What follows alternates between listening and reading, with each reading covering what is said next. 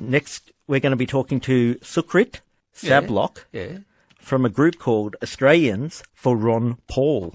Sunday Night Safran. With John Safran and Father Bob Maguire on Triple J. Still to come tonight, we'll be talking to an escapologist who's been called the Iggy Pop of circus. Plus, we'll catch up with a 23-year-old who's writing about the Pope as Antichrist, especially for me. Joining us right now, though, on Sunday Night Safran, Sukhrit Sablock, Academic Director of Liberty Australia and member of Australians for Ron Paul. Good evening, sir. Thank you for having me. Now, at the moment, there's the Republican... the presidential primaries. Yes. Where the Republican Party, they're choosing who they're going to put up against Barack Obama. Exactly, yeah. And so they go all around America. And if you're a member of the Republican Party, but anyone can join, can't they? Even if you're an independent or a Democrat, some of these primaries, for example, New Hampshire, the independents can vote. And, for example, in Iowa, Democrats can even vote. So, but that's not the case in all the states.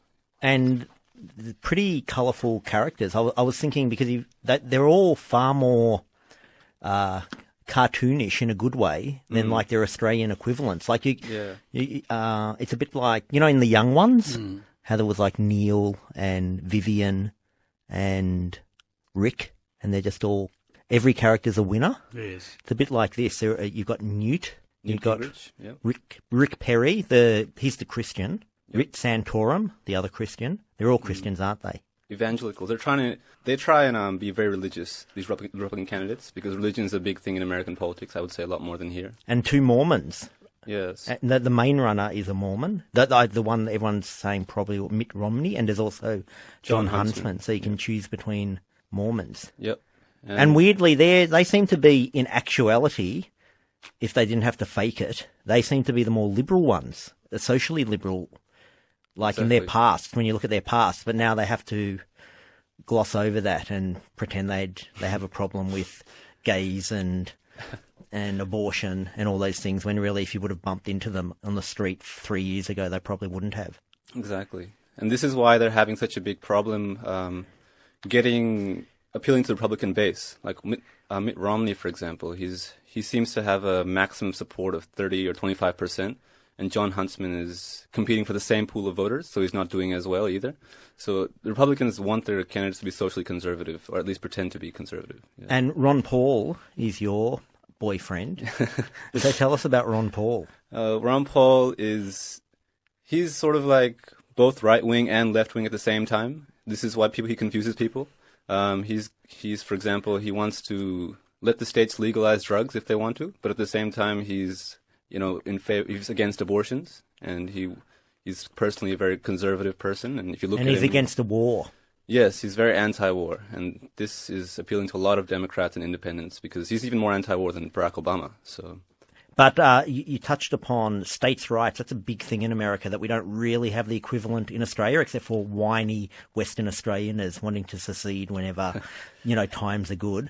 But that's a huge thing amongst lots of conservative Americans, that the individual state should be able to choose what the laws are, and that's seen as acceptable. But anything that the federal government says is seen as very dark and ominous. Yes, and they have this thing called the 10th Amendment in their Constitution, and that says that, all the powers that are not given to the federal government are reserved to the states or the people. And so it's a very big constitutional issue, much more so than here, and that's probably the reason why it's such a big political thing over there, the states' rights issue. And even Mitt Romney, he says he's in favor of states' rights, and even all candidates have to be in favor of states' rights, or at least say they are. Yeah. But some of them make that exception about marriage, because they say that, like about whether gays can get married, because they say, oh, listen, we can't have a situation where your marriage is legitimate in New York, but it's not legitimate in Georgia. That's what they say, but someone like Ron Paul, for example, he'd say the government shouldn't even be in marriage at all. Like it should just be done by the churches or by private individuals through contract. And so he's a very anti-government person. He's more about giving power back to the people in a way.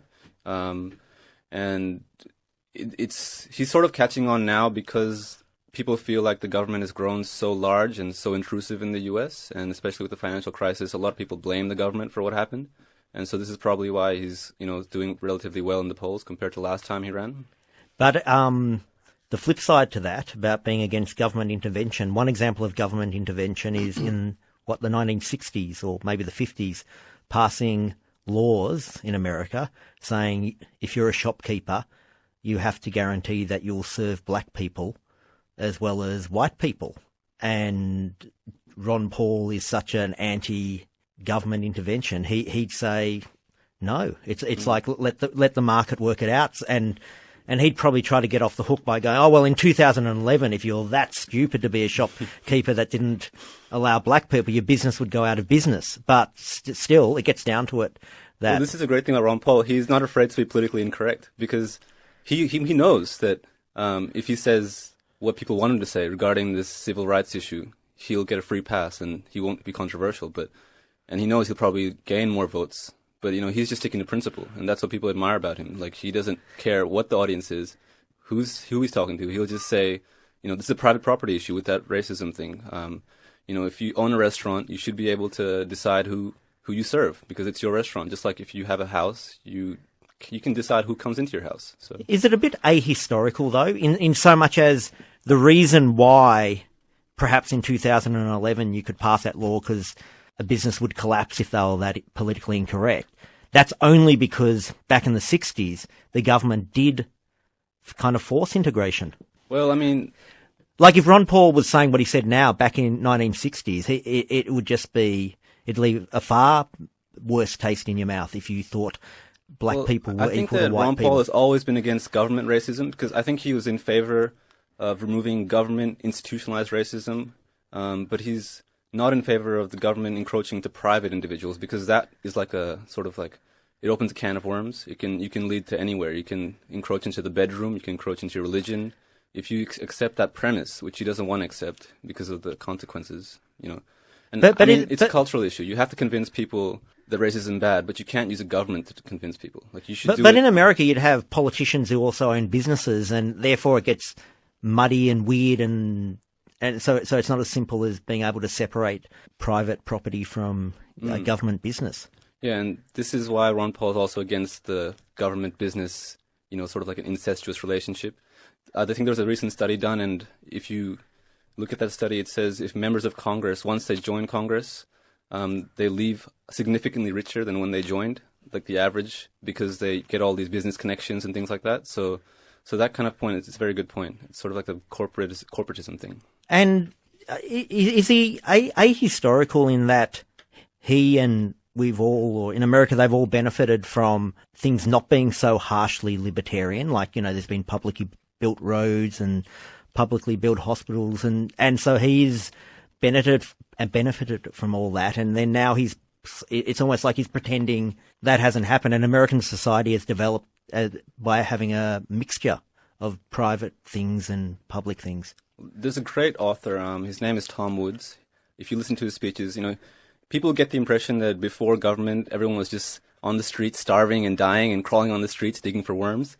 But it's actually, we were a lot, no one was dying, no one was starving on the streets. It was exactly the same as almost as we have now. It's just that private charities did the things that government does. So, for example, like Ron Paul talks a lot about churches and medical care through the churches.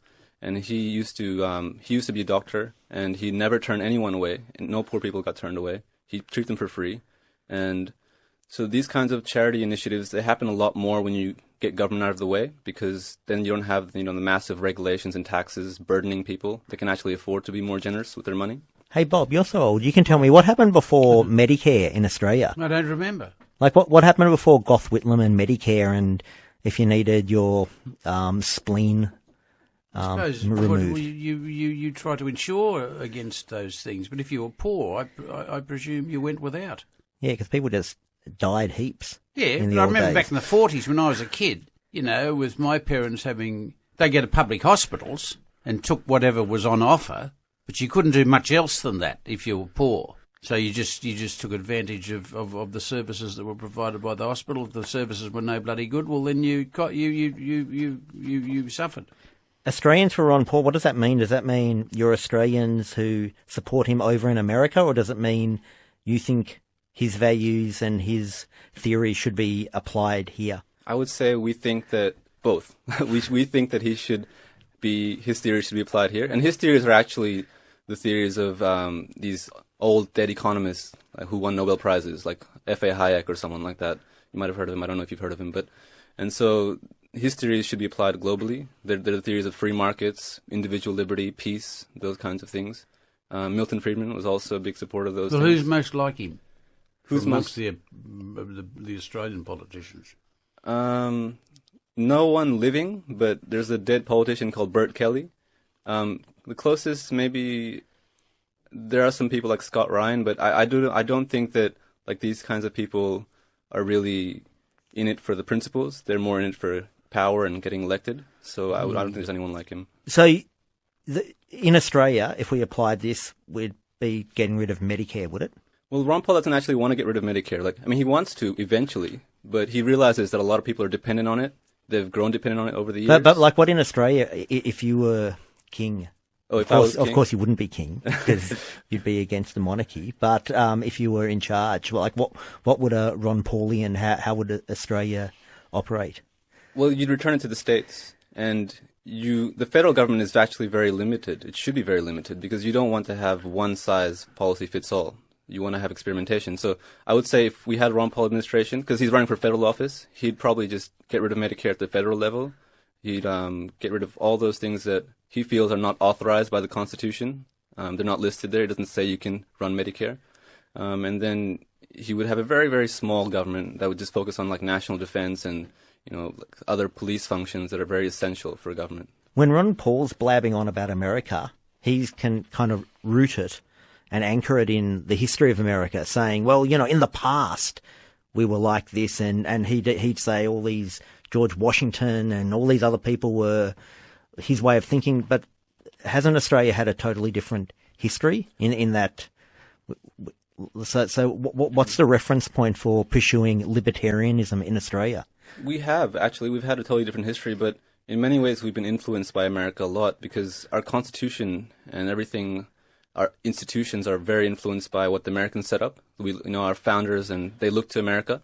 And in the same way, I think that the movement here is actually drawing a lot from American thinking. There are a few Australian people like Bruce Smith. He's written a lot on this. We had the Workers' Party in the 1970s. That was a libertarian political party. And we've got one now, the Liberal Democratic Party. They're registered in a lot of states. So we do have our own movement here, but the intellectual base is basically in America. I'd agree with that. Well, how many years before Australia becomes a libertarian? 3, 4, 5? I just don't see like regular Australians getting into this, like going, oh yeah, that sounds like a good idea.